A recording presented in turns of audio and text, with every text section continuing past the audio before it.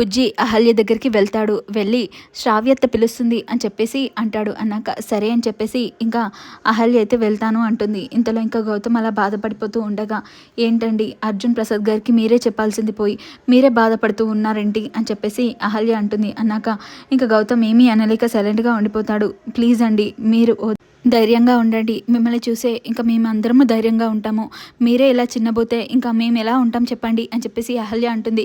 ఇంకా గౌతమ్తో అలా అని ఇంకా శ్రావ్య దగ్గరికి అయితే వెళ్తుంది. వెళ్ళేసరికి ఇంకా అదితి అవంతిక ఇద్దరు కోపంతో ఉంటారు. అయినా ఏం చేస్తున్నావు నువ్వు అక్కడ, ఇవతల శ్రావ్యకి మీరు రెడీ చేయాలంట, అయినా ఇన్ని రోజులు నువ్వు అల్లం మేము బెల్లం ఉండొచ్చు, ఇప్పుడు నువ్వు బెల్లం మేము అల్లం అయిపోయాం, నువ్వే రెడీ అంట చెయ్యు అని చెప్పేసి అహల్యని అవంతిక కోపంతో అంటుంది. అన్నాక అహల్య అంటుంది, అదేంటి శ్రావ్య ఎవరు రెడీ చేస్తే ఏంటి, రెడీ అవ్వచ్చు కదా అని చెప్పేసి అహల్య అంటుంది. అన్నాక నందు ఏ పనైనా నీతోటే చేయించుకోమని చెప్పాడు, అందుకే నన్ను నువ్వే రెడీ చేయవా అని చెప్పేసి శ్రావ్య అయితే అడుగుతుంది. అడిగాక ఇంకా అప్పుడే అదితి అంటుంది, అయినా నేను ఇక్కడ ఉన్నాను చూడు, నాది తప్పు, నా అన్నయ్యని వదిలి నీకోసం వచ్చాను చూడు, నాది తప్పు, నేను వెళ్తున్నాను అని చెప్పేసి ఇంకా అదితి వెళ్తుంటే ఇంకా అప్పుడే శ్రావ్య ఒక్క నిమిషం అని చెప్పేసి శ్రావ్య ఇంకా లవ్ లెటర్ తీసుకొని, ఇది నా లాస్ట్ లవ్ లెటర్, నా పెళ్ళికి ముందు నాకు గుర్తుగా మెమరీగా ఉండాలి, మీ అన్నయ్యకి ఇచ్చేవా అని చెప్పేసి అదితికి అంటుంది. అన్నాక ఆల్రెడీ అదితి చాలా కోపంలో ఉంది, ఇంకా మళ్ళీ కోపం తెప్పిస్తావేంటి అని చెప్పేసి అవంతిక అంటుంది. అన్నాక ప్లీజ్ నా మెమరీగా ఉంటుంది, ప్లీజ్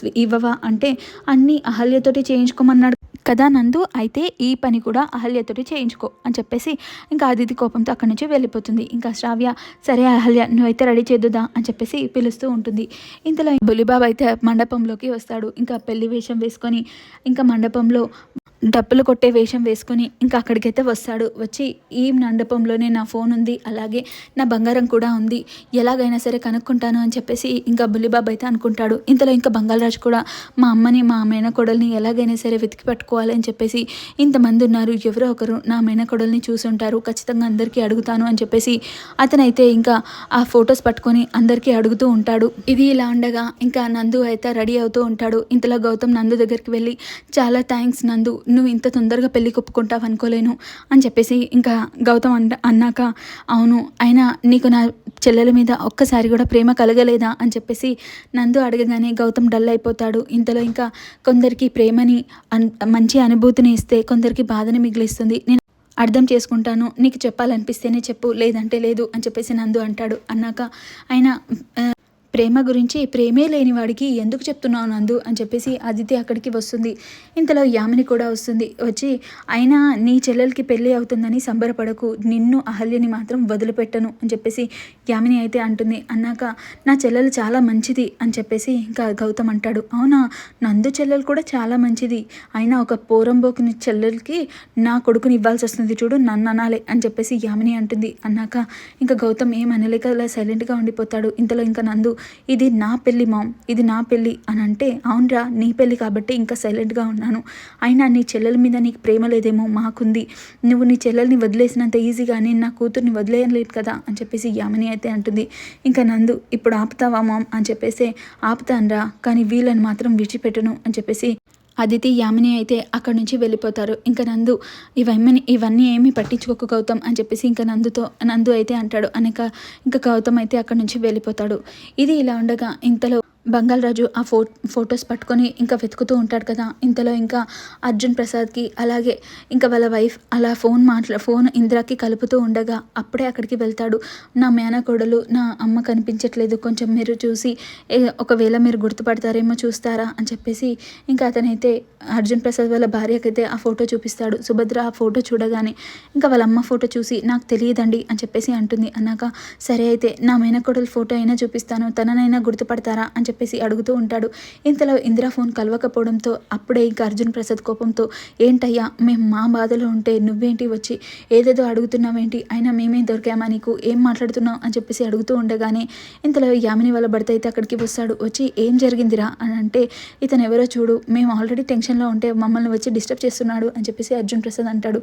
ఇంతలో అయినా బంగాళరాజు నువ్వెందుకు ఇక్కడికి వచ్చావు అంటే, లేదండి నేను మా అమ్మని మా మేనకోడల్ని వెతుకుతూ ఇక్కడికి వచ్చాను కదా అందుకే వాళ్ళకి ఫొటోస్ చూపిద్దామని అనుకున్నాను అంటే ఈ పెళ్ళి అయితే జరగని నేనే వెతికి పెడతాను అని చెప్తే సరే అండి అని చెప్పేసి ఇంకా అతనైతే ఆ ఫొటోస్ తీసుకొని అక్కడి నుంచి వెళ్ళిపోతాడు.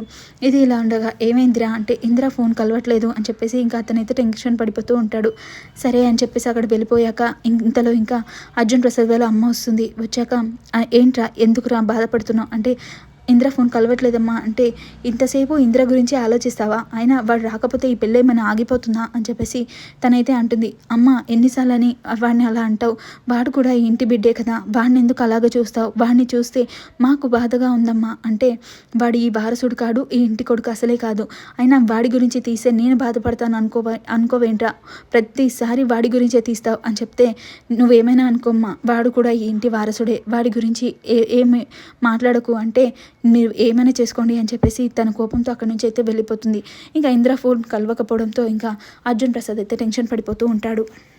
ఇంతలో ఇంకా గౌతమ్ వాళ్ళ నాన్నమైతే అలా మండపం దగ్గరికి వెళ్తుంది. ఇంతలో యామిని అదితి ఇద్దరు అక్కడికి వస్తారు. వచ్చాక ఏంటి అంత కోపంగా అహల్యని చూస్తున్నారు అని చెప్పేసి తనైతే అడుగుతుంది. అడిగాక అది ఇంటి కోడల్లాగా ఉన్న పనులన్నీ చేస్తూ ఉంటే నాకు చాలా కోపం వస్తుంది అని చెప్పేసి ఆ ముసలావిడ అంటుంది. ఇంతలో ఇంకా అదితి యామిని కూడా అవును అసలు అదితి ఉండే ప్లేస్లో అది అలా అందరి ముందు షో చేస్తూ ఉంటే నాకు పట్టరాని కోపం వస్తుంది అని చెప్పేసి యామిని కూడా అంటుంది. అన్నాక సరే దాన్ని ఈ మండపంలోనే అవమానిద్దాం అని చెప్పేసి ఇంకా వాళ్ళైతే ప్లాన్ వేశాక ఇంకా ముసలావిడైతే తన దగ్గరికి వెళ్తుంది. అహల్య దగ్గరికి వెళ్ళి అంతా పని నువ్వే చేద్దాం అనుకుంటున్నావా, అర్జున్ ప్రసాద్ కోడల్లాగా అందరి ముందు బిల్డప్ ఇద్దాం అనుకుంటున్నావా అంటే అదేం లేదండి అని అహల్య అంటుంది. అంటే మరి మండపం దగ్గరనే అసలు పూలు నలగకుండా చీర చెదరకుండా పని చేస్తున్నావు కదా, ఇలాంటి పనులు చేస్తే ఏమవుతుంది, అయినా అక్కడ ఇంకా చాలా పనులు ఉన్నాయి, మండపం దగ్గరే పనులు కాదు అంటే చెప్పండి చేస్తాను అని అంటుంది. అంటే అక్కడ ఎంగిలాకులు తీయడానికి ఎవరు లేరు, ఇంకా చాలామంది తినడానికి మిగిలిపోయారు, నువ్వు వెళ్ళి ఆ ఎంగిలాకులు తీయు అని చెప్తే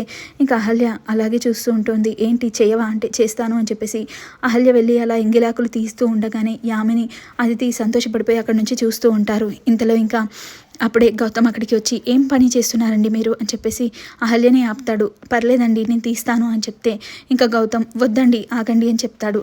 ఇంతటితో ఈ ఎపిసోడ్ ఎండ్ అవుతుంది. మరి రేపు ఏం జరగబోతుంది అనేది తెలుసుకుందాం. Thank you for watching.